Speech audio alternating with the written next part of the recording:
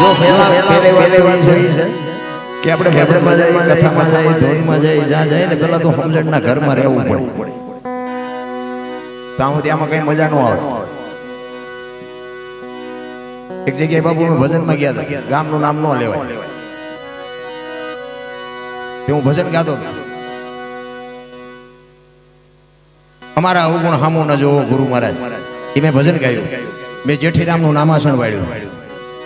એક ભાઈ મને કે બાપુ એક ખોટું ન લાગે તમને કહું, મેં બોલો. મને કે આ ભજન જેઠીરામે નથી ગાયું. તમે કોને ગાયું?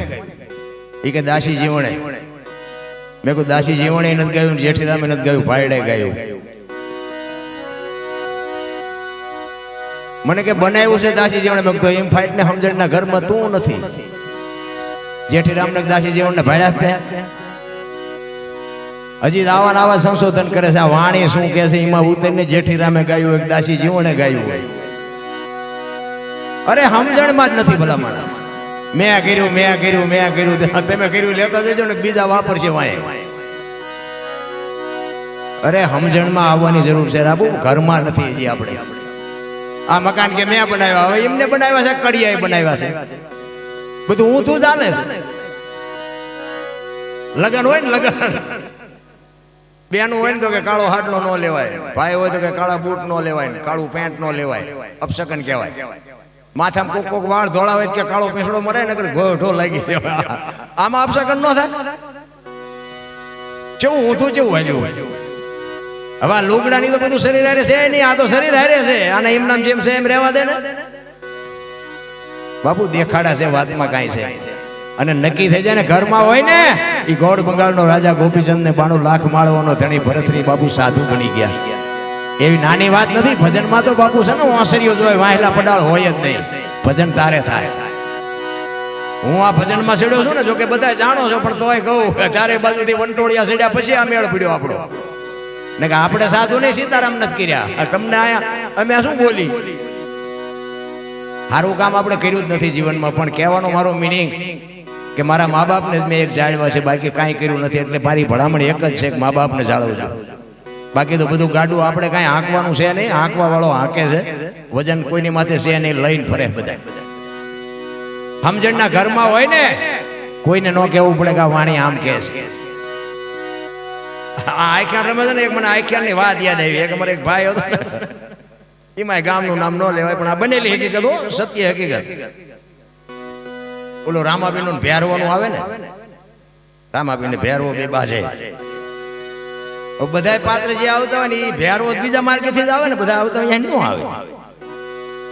એટલે ભેરવો આમ બીજા માર્ગેથી આવ્યો. હવે એના તો ધરણ કેવા હોય? એ મોટા મોટા પીસા ઘાયરેલા ને કાળું મોરું સડાવેલું ને, એક હાથમાં કેરોસીન નો બાટલો ને, એક હાથમાં હળગતો કાકડો ને, ભડકા કરતો ને, ઘૂઘરા ને બુઘરા ને બાંધેલા, 2 ડગલા આગળ હાલે ને 2 ડગલા પાછો હાલે, હા હા હા હા હા હા કરતો આવે. એમાં આવું ઘર હતું ને, ઘરની બાજુમાં ઓટલો હતો ને, ઓટલા ની જ્યાં થોડું ખાનું હતું ને, કૂતરી વિયાણી હતી. હવે ભેરવાને ખબર નથી આ કૂતરી છે. આ બનેલી હો વાત. તમને વિશ્વાસ ન આવે તો સવારે મને ભેગા થાય કે આ ગામનું હતું શું હતું બધું કઈ જાહેરમાં ન કે. એને ભાઈરો લઈને કૂતરી બાપુ આમ તાકી રહેલી કે મારા બચડા. જો આ માના પ્રેમની વાત કરું છું. માં છે ને, એ માં છે. એ કૂતરીએ નક્કી કર્યું કે આ માણા નથી, જાનવર નથી. આ આવે છે ને, જો બધા આવતાથી માર્ગે આવતો તો બધાને અલગ અલગ કલર હોય તો એને બહુ શંકા ન જાગત. પણ એ આવ્યો જ બીજા માર્ગે. એ કે આ માણાય નથી, જાનવરે નથી, ના આવે છે મારા બસડા મારવા જ. અને થોડુંક શેટું રહ્યું બાપુ, ધનુષ ના અર્જુન ના ધનુષ માંથી જેમ તીર છૂટે ને એમ કૂતરી છૂટી હો. અને એ ભાઈ રામા ફેરતો આ રાહ જોતા હતા. ઓલો ખેતરવા ઠેકી ઠેકીને મંડ્યો ભાગવો. હગડ નહોતા પડતા. કાકડાય પડ્યા રહ્યા ને પીસાય પડ્યા રહ્યા. નહીં આપણે એમ થાય મેં કીધું એમને કેવું તું કે રામા ફેર તો હજી અહીંયા છે, વાંહે જાય. કૂતરી થી તું બીરતો હોય તો રામા ફેર શું બચું ફરીશ તું? આ બધી દુનિયાનો દેખાવ કરવાની ભક્તિ છે.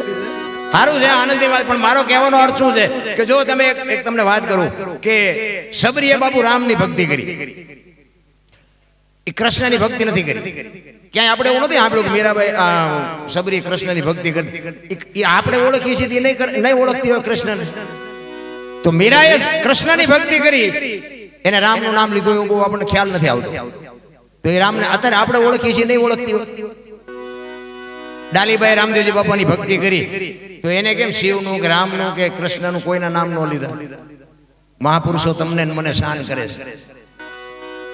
કૃષ્ણની ભક્તિ મીરાએ કરીને પ્રત્યક્ષ હતો કૃષ્ણ એટલે ભક્તિ કરી હતી. સબરીની સામે પ્રત્યક્ષ રામ હતો એટલે કહું છું કે આ છે ને આ બાબુ પ્રત્યક્ષ રામ ને કૃષ્ણ છે. આની ઝૂંપડીએ બાબુ જાઓ ને કાળનો વિહામો થઈ જાય.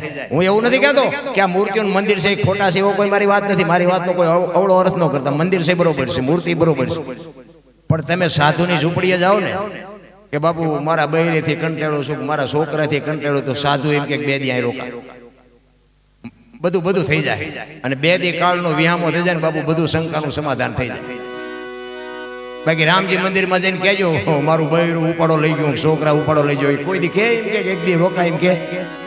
અને અહીંયા રોકાવતો એટલે પૂજારી હાજે બહાર કાઢે, બહાર નીકળો, બહાર મંદિર બંધ કરવું છે.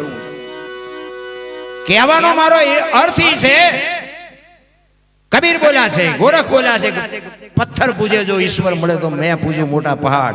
જાગતા નરને સેવીએ. બાપુ આ છે ને જાગતા નર છે. કારણ કે કાંઈક બાપુ જો તમારા જીવની અંદર કંઈક તમન્ના જાગે ને તો એની શંકાનું સમાધાન બાપુ આ સાધુડા કંઈક કરી શકે. બાકી તો બધા મજા છે, રૂપિયા રળે છે, ભક્તિ એ કરે છે, માણાએ મારે છે, ચોરીઓ કરે છે, બધું કરે છે, બધી બુદ્ધિ તો બધાને છે જ. પણ કહેવાનો અર્થ કહો, માણસના જીવનનો કંઈક ઉદ્ધાર કરવો હોય, તમારે તમારી ઓળખાણ કરવી હોય તો બાપુ સદગુરુનું સાનિધ્ય જોવે, સંતનું સાનિધ્ય જોવે, એના વગર આ પતે નહીં. આની નિશાની એ જ છે. એટલા માટે સવારામ બાબા એટલે કહે છે કે મારા સદગુરુ મને ન મળ્યા હોત તો મારી કેવી દિશા થાત.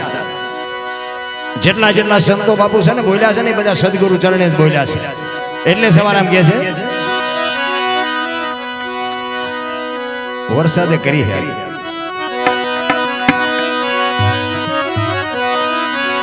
જુગતી કરીને જો હાલી મારા સદગુરુજી બતાવી મને અમરનગર માં આત્મ દેખે હું તો આ દેહની દિશા મટન બાબુ ખુશી સમજાય. હું દરબારમાં કોળી ને હું પટાલ ને બધા પાયો ચડાવે લોકોની પાસે વાત કરી. નકર હું તો એમ કહું 18 વણમાંથી બોલાવો અને એક હોળીમાં બેહારો ને હોળી દરિયામાં વેચી કરો ને ખીલી જાય એટલું ફાંકું પાડો. પાણી કાઢવાની મહેનત બધા હરકીજ કરે, શું કામ બુડે છે. હવે બુડે પછી એક થાવ પેલા મરો ને આવેલો ધરતી કપતી હતી બધા ખરાબ ઉપર ધૂન બોલતા હતા. શ્રી રામ જય જવાર ચોકમાં મેં નીકળ્યા ખરાબ ઉપર બોલતા. મેં આ બોલ્યા તો થાત જ નહીં. તે દી એમ થતું જગત આખી સુધરી જઈ. અત્યારે નવા કોટા ફૂટ્યા હોય એવું લાગતું.